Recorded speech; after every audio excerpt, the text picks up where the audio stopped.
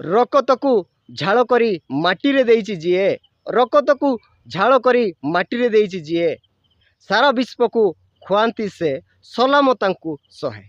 ବନ୍ଧୁଗଣ, ମୁଁ ଅଶୋକ, ମୁଁ ଫିରିଙ୍ଗିଆ ବ୍ଲକ ଉମାଶଙ୍କର ସବୁଜ ଦୁନିଆ ଲିମିଟେଡ୍ ଅଫିସରୁ ଆସିଛି।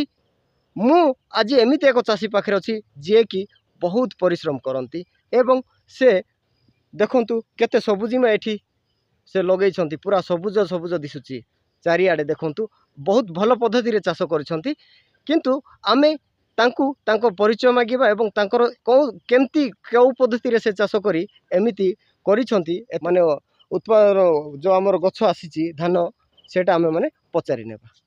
ଆଜ୍ଞା ନମସ୍କାର। ନମସ୍କାର ଆଜ୍ଞା ଆପଣଙ୍କର ପରିଚୟ, ଆପଣଙ୍କର ନାମ ଟିକେ କହିପାରିବେ? ମୋର ନାମ ସତ୍ୟବାନ ଭୁକ୍ତା। ସତ୍ୟବାନ ଭୁକ୍ତା ସାର୍। ଆପଣଙ୍କର ଗ୍ରାମ ସାର୍? ଗଛାପଡ଼ା ଗଛାପଡ଼ା ଗ୍ରାମ, ବ୍ଲକ ଫିରିଙ୍ଗିଆ ଫିରିଙ୍ଗିଆ ବ୍ଲକ, ଆଉ ଆମର ଜିଲ୍ଲା କନ୍ଧମାଳ ସାର୍। ସାର୍ ଠିକ୍ ଅଛି ସାର୍, ବଢ଼ିଆ। ଦେଖନ୍ତୁ ଆପଣଙ୍କର ଏଇଟା କେଣ୍ଡା କେତେ 12-13ଟା ପୁରା ପ୍ରୋସେସିଂ ଚାଲିଛି ନାଇଁ କି ସାର୍? 12-13ଟା ଏବେ ଚାଲିଲି, ଯାହା ଆମେ ଗଣିକି ଦେଖିଲି।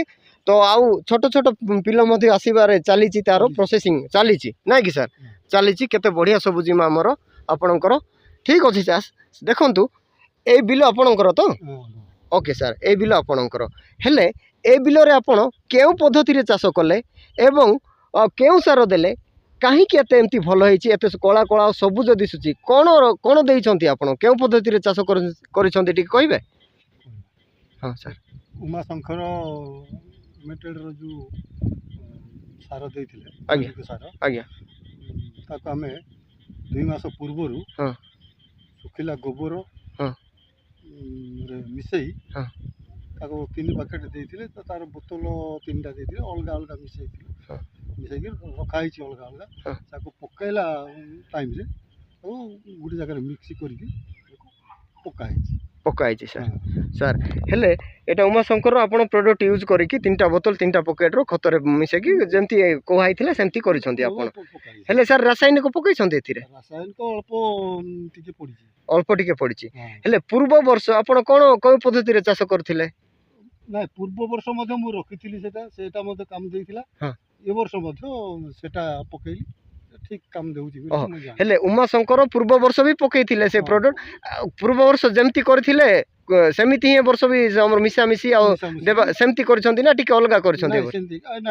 ଅଲଗା ସେ ସାଙ୍ଗେ ସାଙ୍ଗେ ସେଟା ମିଶେଇକି ପକେଇଥିଲି, କିନ୍ତୁ ଏ ବର୍ଷ 2 ମାସ ପୂର୍ବରୁ ସେଟା ମିଶାମିଶି ହେଇଥିଲା। 2 ମାସ ପୂର୍ବରୁ ଏ ବର୍ଷ ପୂର୍ବ ବର୍ଷ ପକେଟ ଜାଗାରେ ରଖା ହେଇଥିଲା, ସେଟାକୁ ଗୋଟେ ଜାଗାରେ ମିଶେଇକି ପକା ହେଇଛି। ଗୋଟେ ଜାଗାରେ ମିଶେଇକି ପକେଇଛନ୍ତି ସାର୍।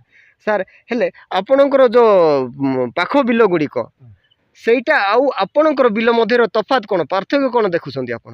ପାର୍ଥକ୍ୟ ଅଛି, ସେ ଅନ୍ୟ ବିଲ ତୁଳନାରେ ଇଏ ଟିକେ ଭଲ ଅଛି। ଆଉ ଆପଣଙ୍କର ଭଲ ଅଛି? ଆପଣ ଖୁସି ତ? ମୁଁ ଖୁସି। ଆପଣ ଖୁସି? ଠିକ୍ ଅଛି, ମୋର ପରିବାର ମଧ୍ୟ ଖୁସି ସାର୍। ଏଇ ସାର ବ୍ୟବହାର କରି ଆପଣ ଖୁସି ଅଛନ୍ତି? ଖୁସି ଅଛନ୍ତି ସାର୍, ବଢ଼ିଆ କଥା ସାର୍। ହେଲେ ସାର୍ ଦେଖନ୍ତୁ, ଏଇଟା ତ ଆପଣ ଏମିତି କଲେ, ହେଲେ ଗତ ବର୍ଷ କେତେ ଆଦାୟ ହେଇଥିଲା ସାର୍? ମାନେ ଉମାଶଙ୍କର ପୂର୍ବ ବର୍ଷ, ଗଲା ବର୍ଷ ବି ଉମାଶଙ୍କର କରିଥିଲେ, ତା ପୂର୍ବ ବର୍ଷ କେତେ ଆମର ଏଠି ଧାନ ଅମଳ ହେଇଥିଲା? ଟିକେ କମ୍ ଥିଲା। ଆମେ ଇଏ ରାସାୟନିକ ସାର ପକାଉଥିଲୁ, ହେଲେ ମଧ୍ୟ ତାଠୁ ରାସାୟନିକ ସାର କମ୍ ପଡ଼ୁଛି। ଏ ବର୍ଷ ମଧ୍ୟ କମ୍ ପଡ଼ିଛି ରାସାୟନିକ ସାର। ଜୈବିକ ସାର ପକାଇବା ଦିନଠୁ ଆଉ ଟିକେ ଭଲ ରହୁଛି। ହେଲେ ଜମିର ଉର୍ବରତା କେମିତି ଲାଗୁଛି, ମାନେ କାଦୁଅ କେମିତି ଲାଗୁଛି ଏବେ ଗଲେ? ନାଇଁ, କାଦୁଅ ଆଣ୍ଟୁଆ ହବ ନାହିଁ। ଆମର ତ ଆଗରୁ ତଷାତୁଷି ହେଇଯାଇଥିଲା, ତାର ପୁଚ କରିକି ୟାକୁ ଚାଷ କରାହେଇଛି। ନାଇଁ ନାଇଁ, ପୂର୍ବ ବର୍ଷ ଜମି ଯେମିତି ତାର ଉର୍ବରତା ନାହିଁ କି, ଯୋଉ ଗଲେ ଆମର ଜିଆ ଗ୍ରୁପରେ, ଏ ବର୍ଷ ଟିକେ ମାଟି ଭଲ ରହୁଛି ନା ପୂର୍ବ ବର୍ଷ ଭଲ? ମାଟି ଭଲ, ମାଟି ମଧ୍ୟ ଆଣ୍ଟ ହବାର ନାହିଁ, ଠିକ୍ ଅଛି। ଚାଷ ତ ଭଲ ହଉଛି, ମାଟି କାଦୁଅ ମଧ୍ୟ ଭଲ। ହେଲେ ଆପଣ ଯେତେବେଳେ ସାର କେବଳ ଦେଉଥିଲେ, ଆମର ଉମାଶଙ୍କର ଜୈବିକ ଦେଉନଥିଲେ ସାର, ସେତେବେଳେ କେତେ ଅମଳ କରିଥିଲେ, କେତେ ବସ୍ତା ଧାନ? ଏଇଟାରେ ମୁଁ ଛୋଟ ଜମିରେ 7-8 ପ୍ୟାକେଟ୍ ହେଉଥିଲା। ଗଲା ବର୍ଷ ଏଠି 12 ପକେଟ୍ ହେଇଛି। ଓ ରାସାୟନିକ ସାର ଦେଲା ବେଳେ 7-8 ହେଉଥିଲା, ହଁ ଉମାଶଙ୍କର ଯେବେ ବ୍ୟବହାର କଲେ ଆପଣ 12 ସେତେବେଳେ 12 ପକେଟ୍ 12 ହେଇଗଲା। ପକେଟ୍। ହେଲେ ଏ ବର୍ଷ ମାନେ ଗଲା ବର୍ଷ ଉମାଶଙ୍କର ଦେଇକି ଆମର ଯୋଉ କରିଥିଲେ ଜୈବିକ ସାରରେ ଏ ବର୍ଷ କେମିତି ଏଇ ସମୟରେ କେମିତି ହେଇଥିଲା, ଗଲା ବର୍ଷ କେମିତି ହେଇଥିଲା ଏଇ ସମୟରେ? ଏ ବର୍ଷ ଆଉ ଟିକେ ଭଲ ଅଛି, କିନ୍ତୁ ଆଉ ଟିକେ ଅଧିକ ଅମଳ ହବ ବୋଲିକି ମୋର ବିଶ୍ୱାସ। ଓହୋ, ତା ମାନେ ଆପଣଙ୍କର ଗଲା ବର୍ଷ ଉମାଶଙ୍କର ପଦ୍ଧତି ଦେଇଥିଲେ, ଏ ବର୍ଷ ତାଠୁ ଆହୁରି ବେଟର ହେଇଛି। ଆଉ ବେଟର ହେଇଛି, ଆଉ ତ ଟାଇମ୍ ଅଛି ତାହେଲେ ହଁ ୟାର। ଟାଇମ୍ ଅଛି, ନାଇଁ ତାର ଟାଇମ୍ ଅଛି, ଦେଖିପାରୁଥିବେ ତାର ଟାଇମ୍ ଅଛି ହେଲା, ଟାଇମ୍ ଅଛି, ଆପଣ ମାନେ ଦେଖିପାରୁଥିବେ ସମସ୍ତଙ୍କର ଟାଇମ୍ ଥାଏ, ସେ ଟାଇମ୍ରେ ସେ ଅମଳ ହୁଏ। ହଁ। ୟାର ବି ଟାଇମ୍ ଅଛି, ସେଇ ସମୟରେ ବି ଆମେ ଆସିବା ଆପଣଙ୍କୁ ପଚାରିବା ଆପଣ କେମିତି ଅନୁଭବ କଲେ, କେମିତି ହେଲା, ସବୁ ଆମେ ମାନେ ପଚାରିବା। କିନ୍ତୁ ବର୍ତ୍ତମାନ କ୍ଷେତ୍ରରେ ଯେତିକି ହେଇଛି ସେତିକି ଆମେ ପଚାରୁଛୁ। ହେଲେ ଏଇ ଚାଷ କରି ଏ ଜୈବିକ ଚାଷ ଯୋଉ ଉମାଶଙ୍କର ଦେଇକି ପ୍ରଡକ୍ଟ ଆପଣ ଦେଉଛନ୍ତି ଆପଣ, ତ ଲୋକମାନେ ଆପଣଙ୍କର ବିଲ ଦେଖିକି କଣ କହୁଛନ୍ତି ଆପଣ? ଲୋକ ତ ଖୁସି ଅଛନ୍ତି, ଦେଖୁଛନ୍ତି ବାଟଟା ଏଇଟା, ଯିଏ ଗଲେ ମଧ୍ୟ ବନ୍ଧ ଗୁଡ଼ାକ ଗାଧେଇ ଗଲା ବେଳକୁ ଦେଖୁଛନ୍ତି ନା ଚାଷଟା ଭଲ ହେଇଛି ବୋଲିକି। ଭଲ ହେଇছে, ହେଲେ ଆପଣଙ୍କୁ ନିନ୍ଦା କରୁଛନ୍ତି ନା ପ୍ରଶଂସା କରୁଛନ୍ତି? ନିନ୍ଦା କାହିଁ କରୁ, ସେମିତି କାମ କରାହେଇଛି, ଆଉ କାହିଁକି ନିନ୍ଦା କରୁ। ହଁ, ହେଲେ ସେମାନେ ପ୍ରଶଂସା ହିଁ କରୁଛନ୍ତି ଆପଣଙ୍କୁ। ହେଲେ କେତେ ଜଣ ପଚାରୁଛନ୍ତି କି ଆପଣ କାହିଁ କଣ ଦେଲେ ଆମକୁ କହୁନାହାନ୍ତି, ଆପଣଙ୍କର ଖାଲି ବିଲ ଭଲ ହଉଛି ଆମର ହଉନାହିଁ, ଏମିତି ପଚାରୁଛନ୍ତି କି? ପ୍ରୋସେସ୍ ଅନୁସାରେ ଖାଲି ତ ସାର ବୁଣି ଦେଲେ ହେବ ନା, ତାର ପ୍ରୋସେସ୍ ପାଣି କେତେ ରଖବା ନା, କାଟିକି ରଖାଇବା, କେଉଁ ମାଧ୍ୟମରେ ପାଣି ରଖାବ, ପାଣି ଆସୁଛି ବୋଲେ ଭିଡ଼ିକି ରଖିଦେଲେ ପିଲ ଦେବ ନାହିଁ।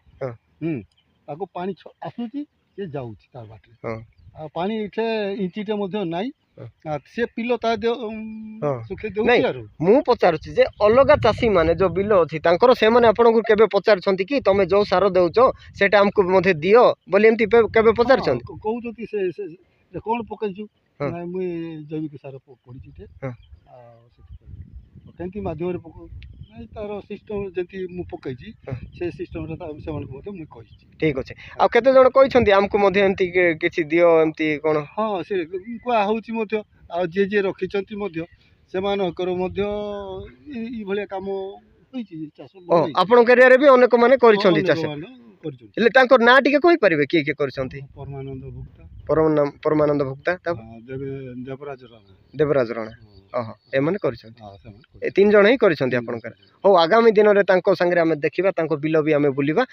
ଏବେ ଆପଣ କୁହନ୍ତୁ, ଆପଣ ତ ଏଇଟା ଦେଲେ, ଏବେ ଆପଣ ମାନେ ଅଲଗା ଚାଷୀ ମାନଙ୍କୁ ଯୋଉମାନେ ଏଇ ଭିଡ଼ିଓ ଦେଖିବେ ସେଇମାନଙ୍କୁ ଆପଣ ମାନେ କ'ଣ ବାର୍ତ୍ତା ଦେବେ କି ଏଇ ଜୈବିକ ଯୋଉ ଉମାଶଙ୍କର ଯୋଉ ପ୍ରଡକ୍ଟ ଏଇ ବାବଦରେ ଆପଣ କ'ଣ କହିବାକୁ ଚାହାନ୍ତି ଅଲଗା ଚାଷୀ ମାନେ? କହିବା ଯେ ଆମେ ରାସାୟନିକ ସାର ପକାଇବା ଦ୍ୱାରା ମାଟିର ଉର୍ବରତା କମି ଯାଉଛି। ଆଜ୍ଞା, ଆମେ ଅଭ୍ୟାସ ଅଛୁ ଗୋଟେ ରାସାୟନିକ ସାର ପକାଇବାର, ଏଣୁକରି ଜୈବିକ ସାର ଦେଲେ ମାଟି ଉର୍ବର ହେବ, କିନ୍ତୁ ଯେତେ ରାସାୟନିକ ସାର ପକାଇଲେ ମଧ୍ୟ ଇଏ ମାଟି ଉର୍ବର ରଖ ବୋଲି ମୋର ବିଶ୍ୱାସ।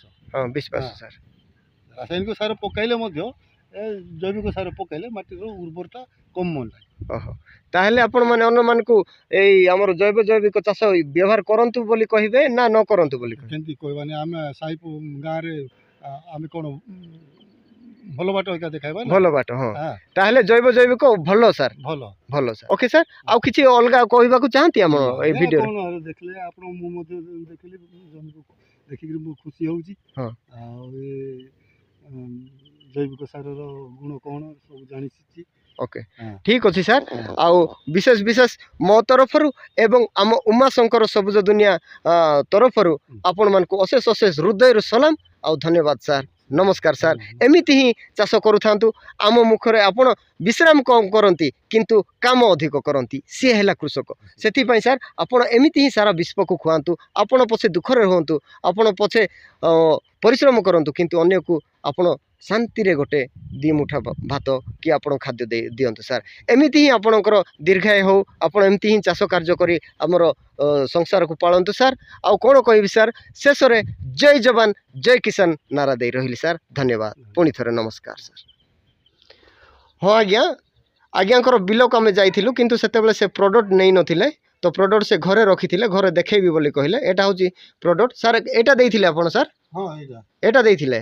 ଓହ ସାର୍, ଏଇଟା ହଉ ଉମାଶଙ୍କର ଅର୍ଗାନିକ ମଲ୍ଟିଭିଟାମିନ୍ ସାର୍। ଆଉ ଏଇଟା ଆମର ଗ୍ରୀନ୍ ସ୍ମାଇଲ୍ଟା ସାର୍। ଓହ ଗ୍ରୀନ୍ ସ୍ମାଇଲ୍ ସାର୍। ଆଉ 3ଟା ଯେଉଁ ଆପଣ ବୋତଲ ସେଇଟା ସେଟା ମିକ୍ସ କରିଦେଲା ପରେ ହଁ।